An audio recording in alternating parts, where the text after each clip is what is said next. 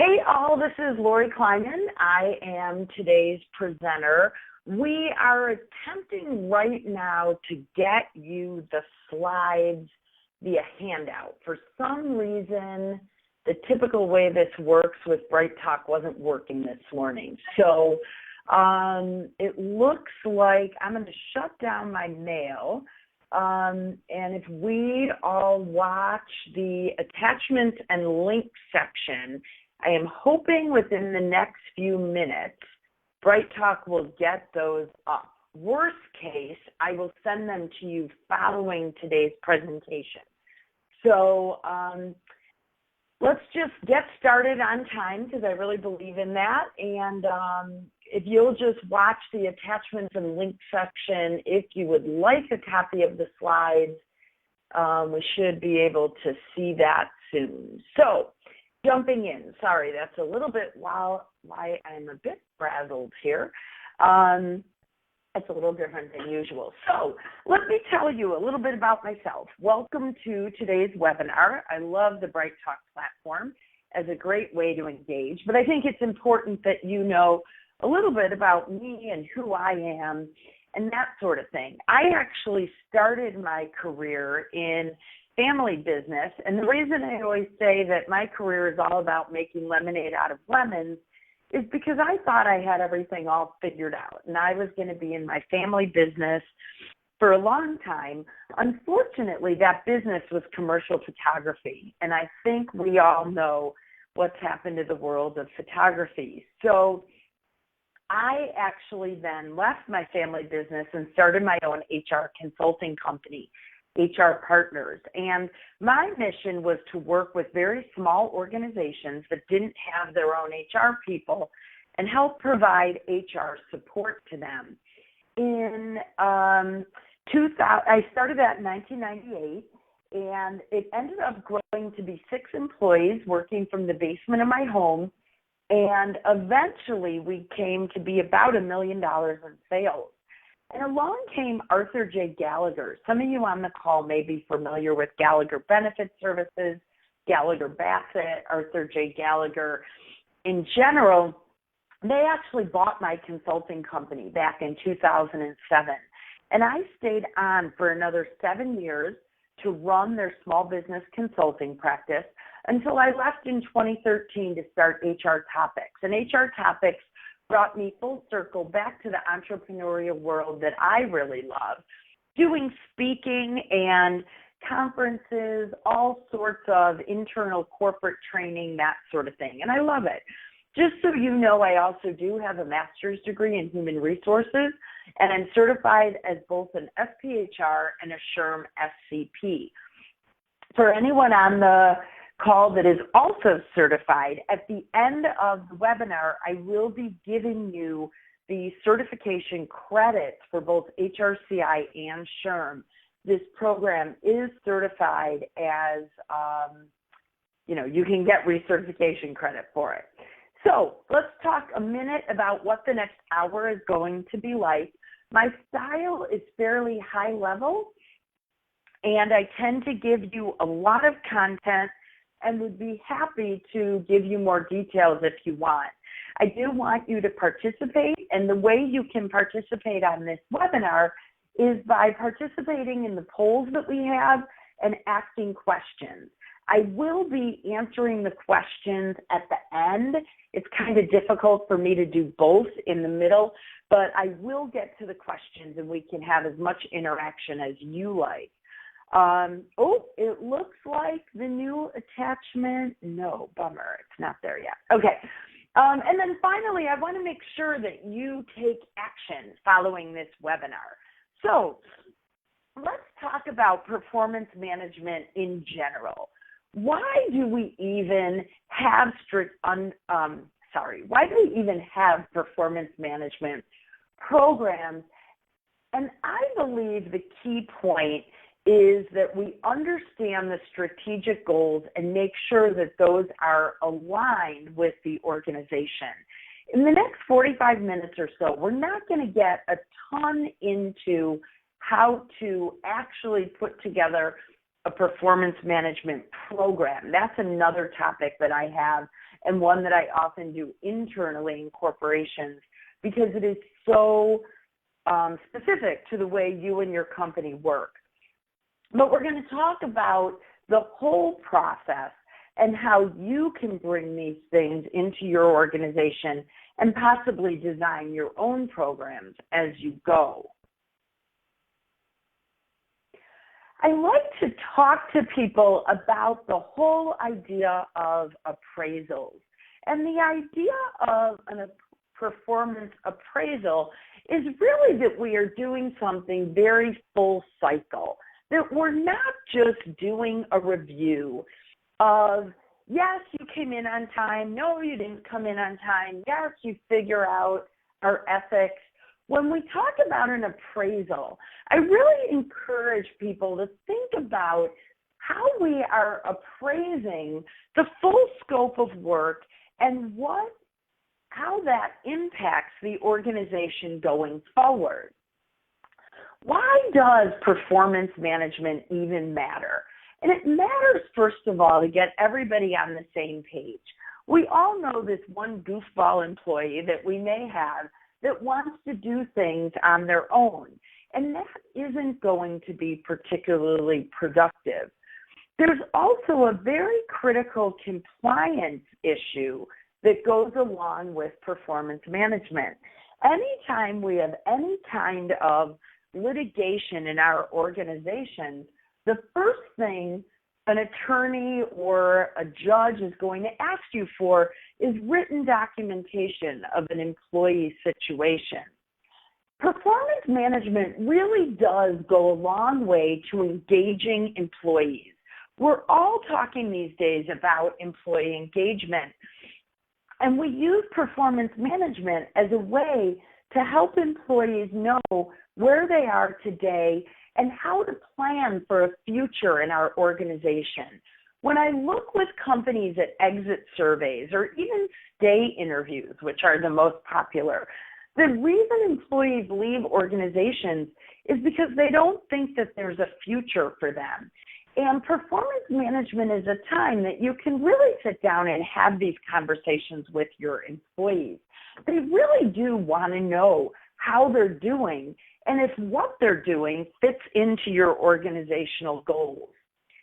Which is why when we talk about performance management, we like you to think about making sure that your managers know the strategic plan.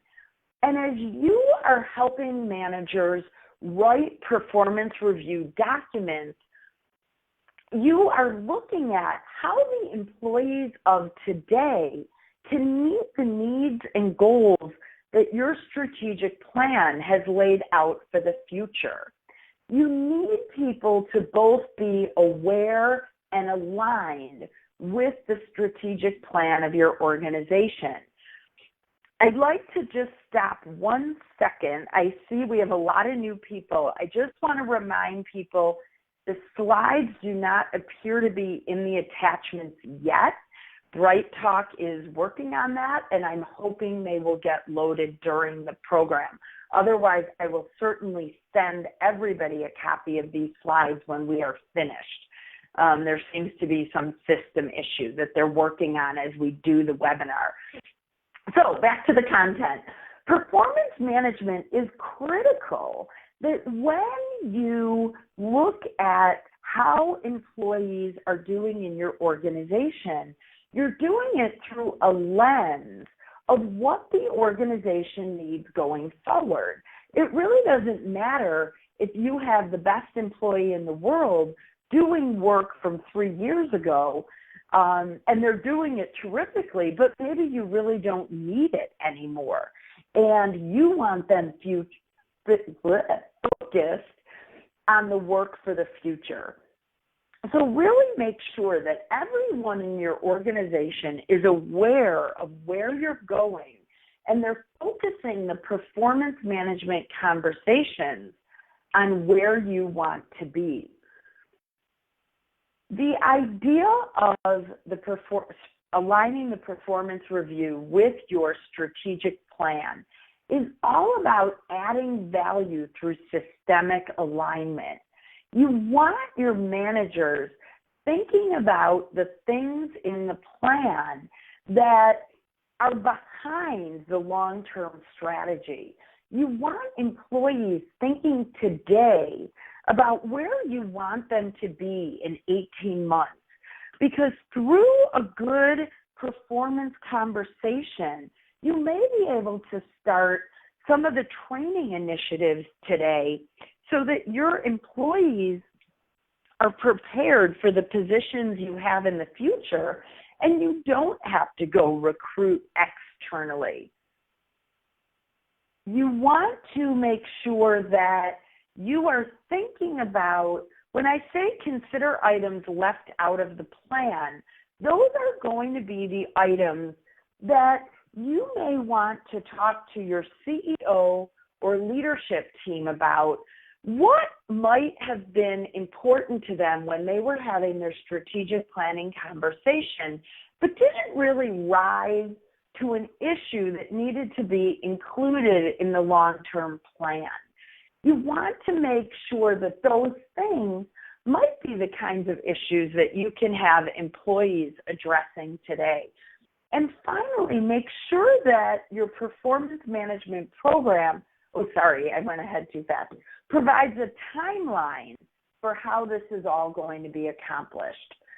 So let's talk for a minute about the goal setting when we talk about performance management. We want to make sure that the goals we are coming up with really do reflect what is considered success in the organization, and that we're looking at the acceptable ROI, that's return on investment for people who may not be aware, that your organization embraces. Because if we want to go out and do something, but we're not going to get the kind of return we want, then it's not something we want our employees focused on. And also, you want to make sure that your managers are honestly working with employees on what matters for the future. You don't want to be dealing with things that just because the employee wants it, but it doesn't work for us. I'll give you an example. Many years ago, we had a top performer at a manufacturing company I was working with in customer service. She was absolutely fabulous. And she came in, we had a training initiative where we said we would pay for training for people, and she decided she wanted to go to nursing school. And she was very upset when we said that that wasn't something we were willing to pay for. It was really sort of funny, I thought, to be honest, that she thought we would. But her nursing school was going to take 2.5 years. So at that point, we were able to have a really open and honest conversation with her about what she might be able to do for the next 2.5 years.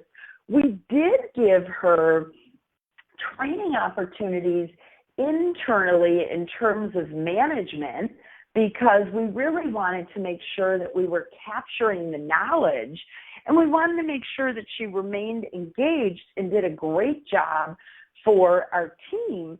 But obviously, we were not going to help her with her nursing school. So when you're doing goal setting, you really want that honest reflection and make sure that what's important to you is also important to the employee. So here's our first poll. I would ask you all to just let me know on the call how many employees are in your organization. And let me shoot the poll out to you and allow you to start voting. Are you under 20 employees, 21 to 49, 50 to 199, 200 to 499, or over 500? You should be able to see the poll. And this helps me to understand who we have on the call.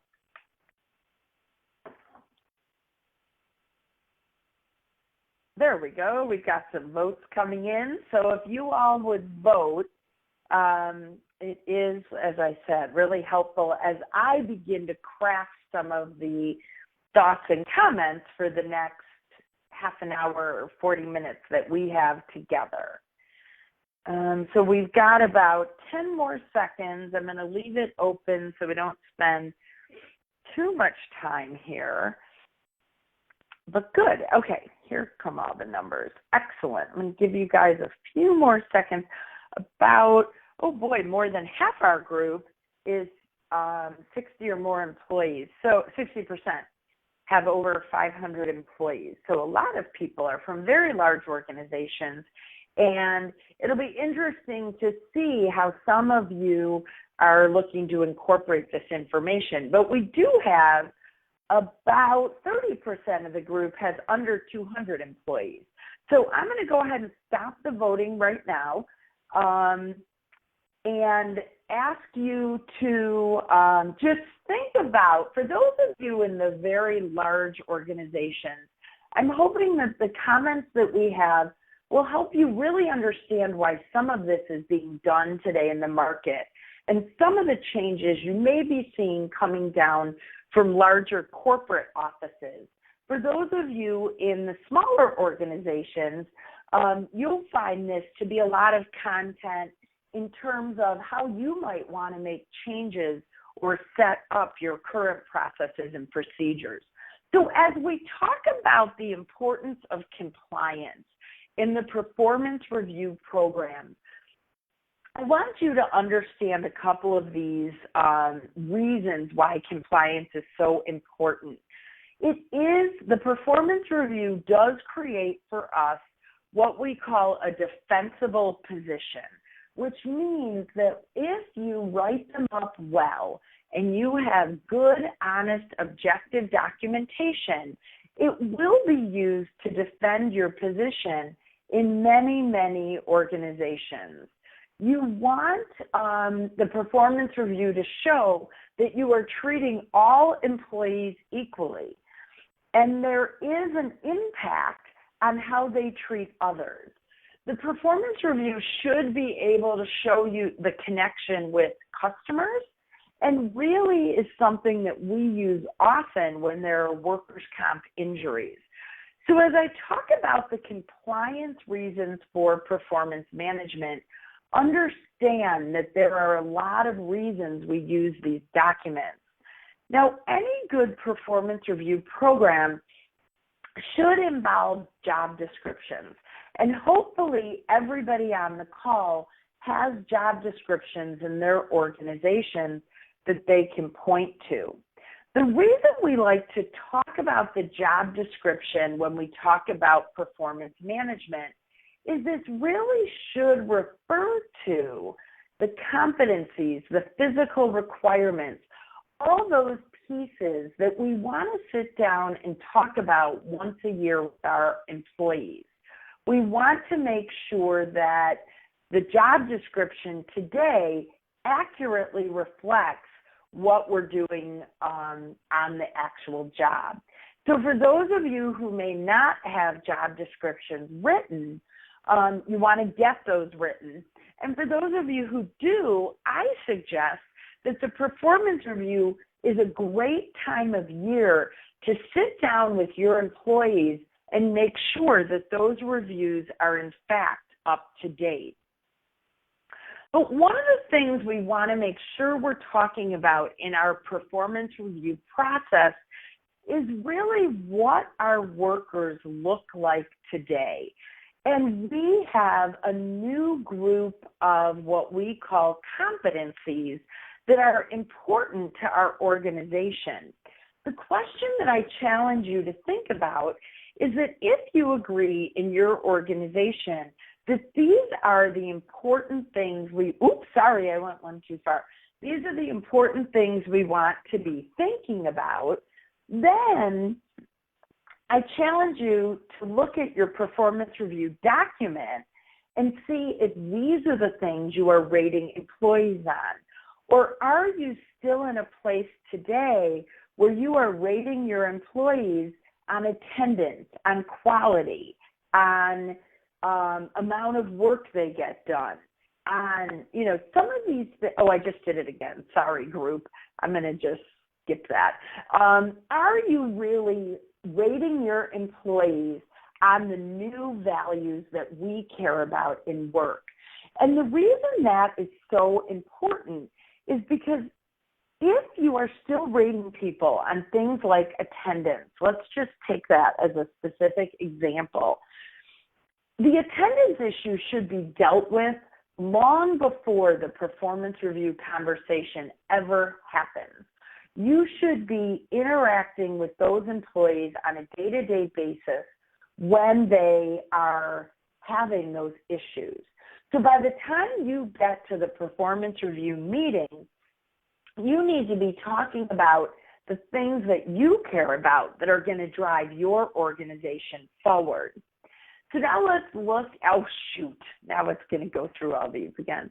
Let's look quickly at the next slide, which is all about what performance review should not be. Now, when I come into organizations and do performance review training, and I do it with both employees and managers, I think it is critical that each of you think about the importance of training your employees to come to the performance review meeting ready to have a productive, open, and honest conversation.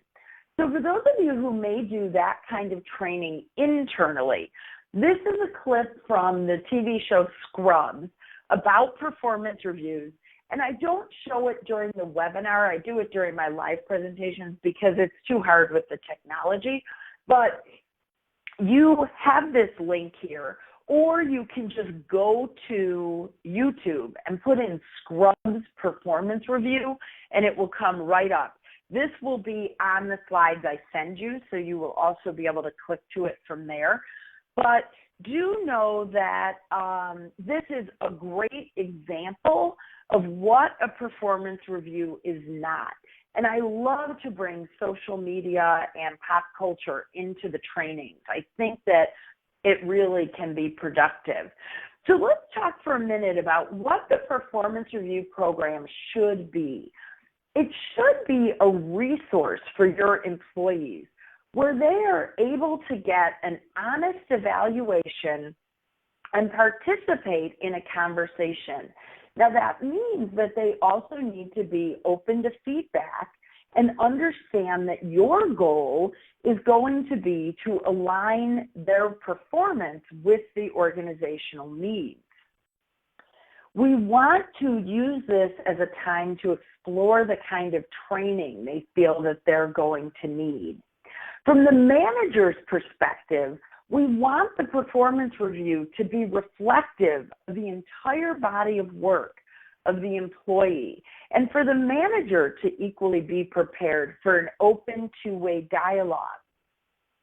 We want the manager to learn how to give constructive feedback and not just tell the employee everything that they're doing wrong, and be available to opportunities that the employee may want to explore.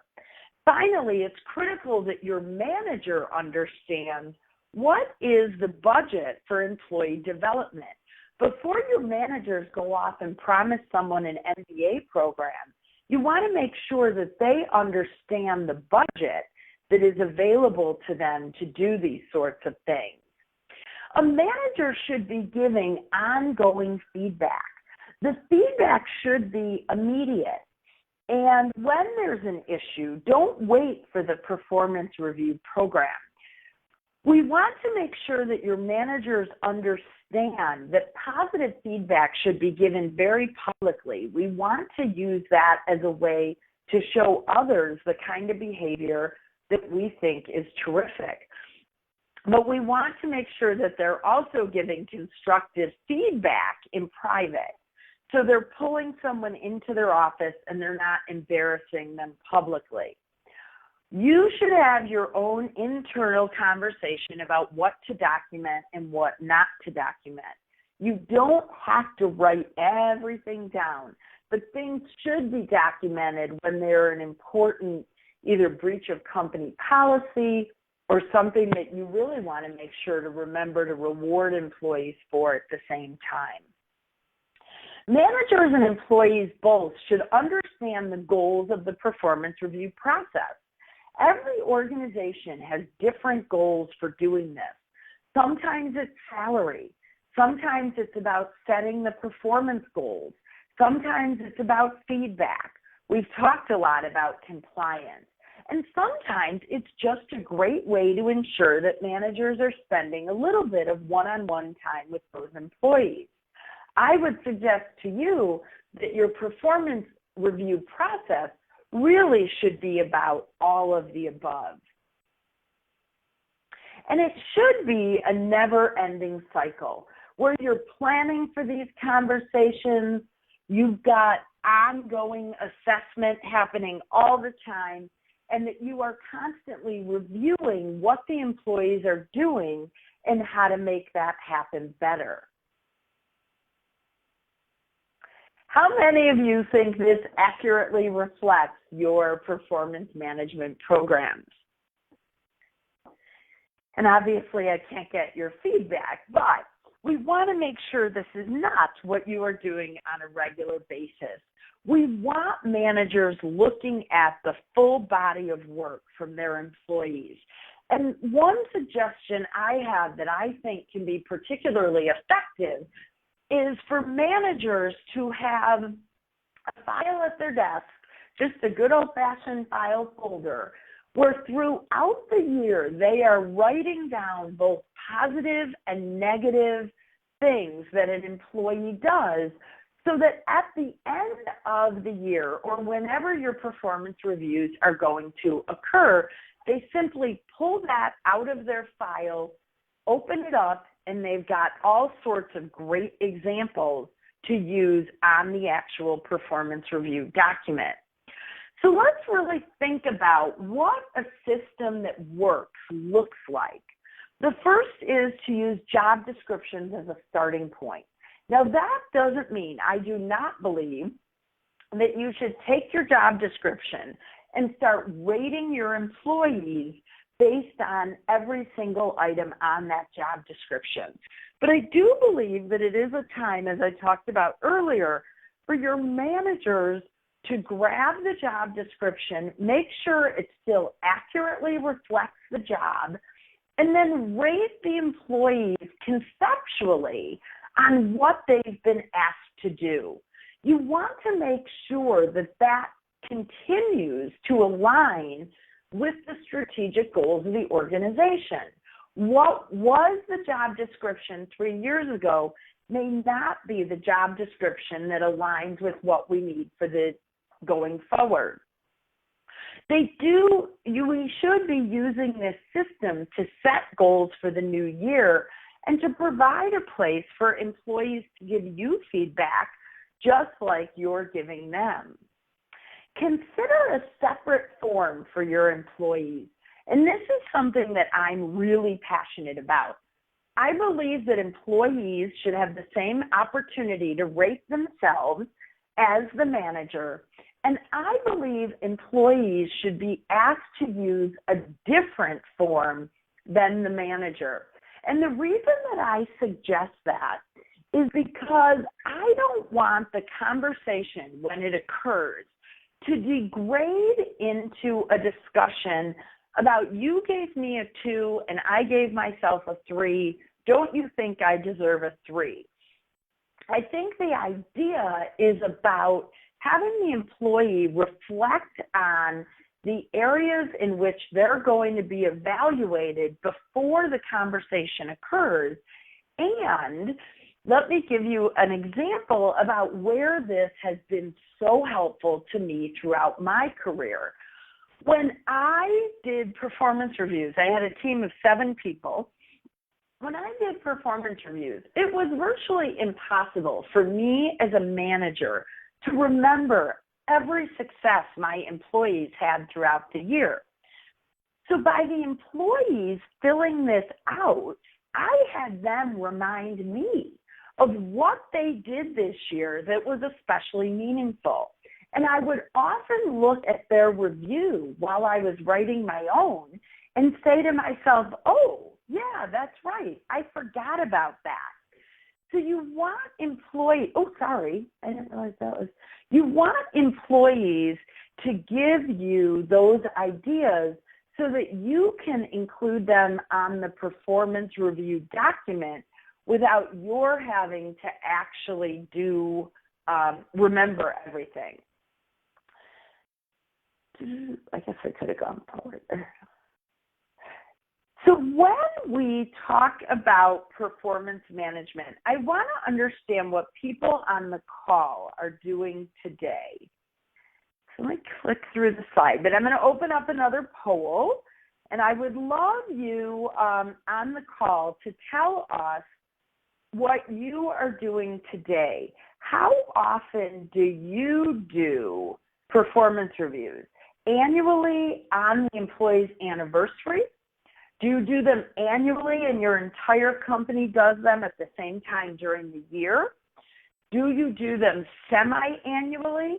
And some of you these days might actually do them quarterly. Why don't we lump semi-annually and quarterly together? Do you have documented regular feedback sessions but on no particular schedule? Or do you just encourage managers to do reviews and hope it all works out? There's really no right or wrong answer to when people do performance reviews, but I do think it's interesting. Obviously, the only wrong answer here, and it's not wrong because I see more and more organizations with it, but is the idea of encouraging managers to review and hope. Because let me assure you that if that is your philosophy, it's not going to happen. You're going to be hoping for a long, long time. And know that if that is what you're doing, feel free to answer that way because I cannot see who answers what. It looks like so far the vast majority of our people do it annually, once a year, all at the same time. I'm actually sort of surprised that we have nobody on the call who does it annually on the anniversary of an employee. I typically see that about 50-50, but more and more people have moved to the once a year and the semi-annually. So we have 7%. Let me stop the vote. Whoops, we got a couple more votes coming in. Let me just let them do that. Okay, I'm going to go ahead and stop the voting. So we've got 73% do annually, once a year at the same time of year. So that's really interesting that is still what most people do, although we're hearing a lot about in the news about these people that are dropping the performance reviews. I don't see that to be very accurate in reality. So when you're creating your system, make sure that you've got a program that is aligned with the goals of an organization and that you are in fact setting out a training budget that will meet the resources that you need. I talked a little bit earlier, but I want to re-highlight the idea of setting a timeline for this that makes sense. I often talk to organizations about, I believe the best time to do a performance review is 8 to 10 weeks prior to your fiscal year beginning. And the reason I say that is because so many people still combine the performance review discussion with salary discussions. And if you're going to do that, wouldn't it be great to know before your fiscal year begins what is your salary budget for the next year? So that is my preferred timeline in organizations. But you also want to be sensitive to when your organization is busiest. So let me give you an example of a client of mine where I came in and helped them revamp their performance review process and did some internal training on it. We realized the start of their fiscal year was July 1st. They're a nonprofit and they're an association, and their major event is in May every year. It might have been June, May or June. So if we thought 6 to 8 weeks before the beginning of their fiscal year, that is their absolute busiest time when they are all preparing for this meeting. So we took that into account, and we bumped the performance review process all the way back to the beginning of the end of February. So we made the timeline February through March for the entire process, so that when they started ramping up for their annual meeting in April, this was already behind them. So make sure when you think about your timeline, you're thinking about the full scope of the organization and how this fits into things. Now, this is another thing that I will provide to you following the webinar, because it doesn't look like our attachments are getting added there. So I will email this to you this afternoon or tomorrow. But what this is to encourage you and your management team to think about training and development outside the scope of just sending people off to classes. There are all sorts of different ways we can engage our employees and give them really meaningful life experiences.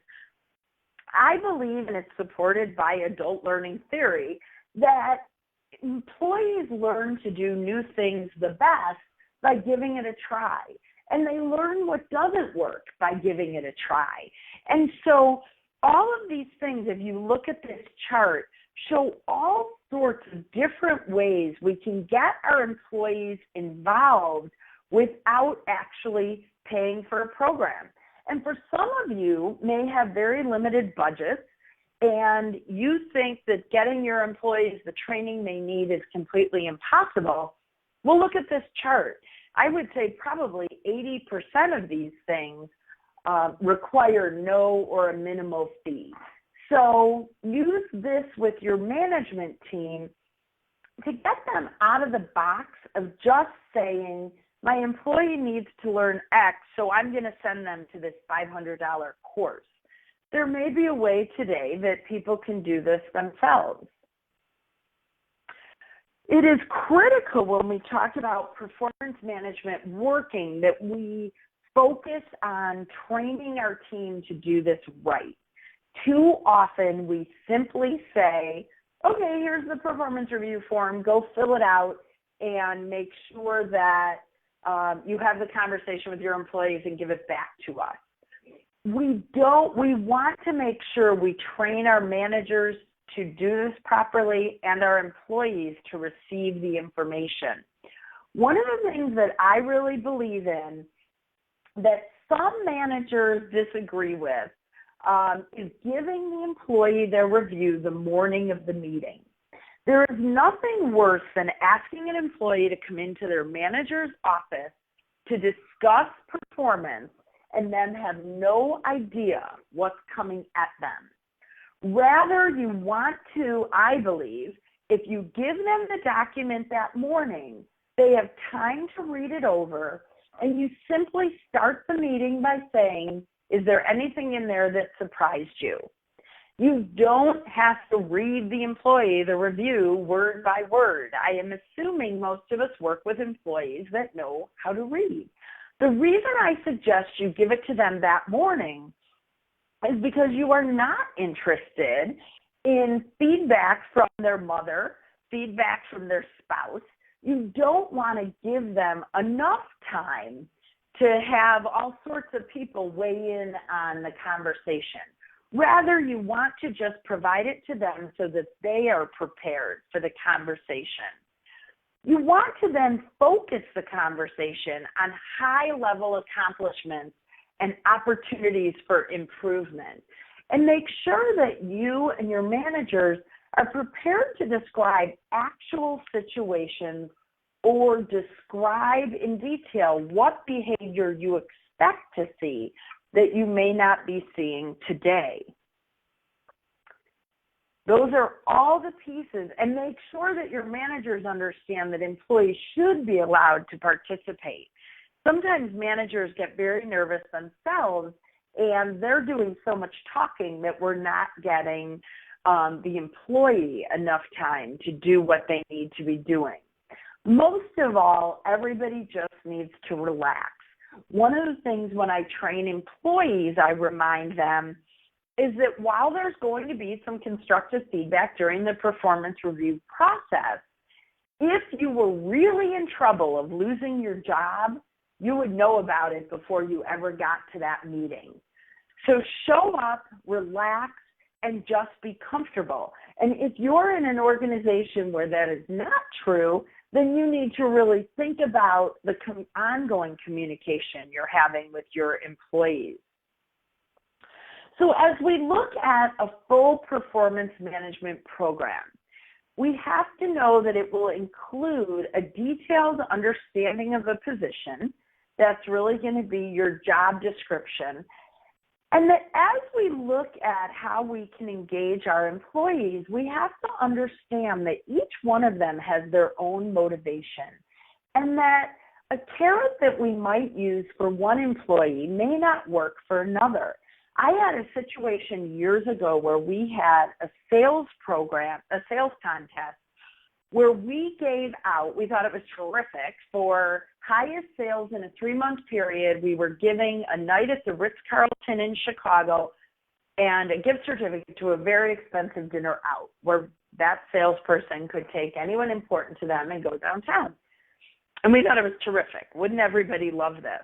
Well, the guy who won, his name was Mickey, the next Monday morning, he won on a Friday afternoon. We gave him his certificate. He was excited. We were excited. He came in Monday morning and gave it back to me. And I said, "What's this?" And he said, "My wife said she won't go and leave our daughter, and it's ridiculous to waste it. So why don't you just give it to somebody else who wants it?" And it's a lesson that has stuck with me for probably 25 years of my HR career, that we cannot just assume that what motivates one employee is going to work for another. Now, the truth is, this guy did win the contest, and he was motivated simply by the idea of being the best salesperson we had. So he didn't even need an award. And we see that more and more these days, that employees just do really want to be the best. Again, that you are aligned with your goals of your organization, that your performance management program does include feedback and documentation, and that you are really giving that to employees. And then we look at total compensation programs. I actually did a Bright Talk webinar on creating total compensation statements. And if any of you want to see that, you absolutely can go over and have a look. But the idea that we're looking at total compensation, not just dollars and cents. And so it's important that you have these conversations during performance management of what your employees would like to see from you. They may prefer a day off with pay. They may prefer a 4-day work week. Any of these things could be important. And then finally, I encourage you to use your performance review program as a time to really identify top talent. And in my book, Taking a Seat at the Table, I talk about the difference between top talent and top performers. And it's an important distinction that we don't have time to get into today, but you want to make sure that you are rewarding the top talent for the future, even though you also need to be taking care of those top performers. And then I love to remind people that it is appropriate to separate employees when the time is right. Not everybody is going to be a long-term keeper for your organization. And there is a certain amount of what we would call good turnover. So make sure that you honor that and help your managers make that decision and go through that process when the time is right for you. So that is the extent of my prepared remarks on performance management. I will be taking questions from the audience now for as long as we have. I see that we have a few questions out here. Oh, and it looks like by now people are having some of the presentation, the audio things, I can't really control. That's typically your system, and by now you probably can't hear me anyway. But I do want to give you the numbers for both HRCI and SHRM for those people that have watched the entire program. The HRCI number is 264624. Let me repeat that. For HRCI, it's 264624. And for SHRM, it's 17-WELRO. So SHRM is 17-WELRO. And HRCI is 264624. Unfortunately, it looks like Bright Talk never did get the slides up, so I will send those out to everybody this afternoon. It might be tomorrow morning, but you'll get them today or tomorrow. I will send them out to everybody who logged in and watched. And I thank you for your attendance and hope to connect with all of you soon.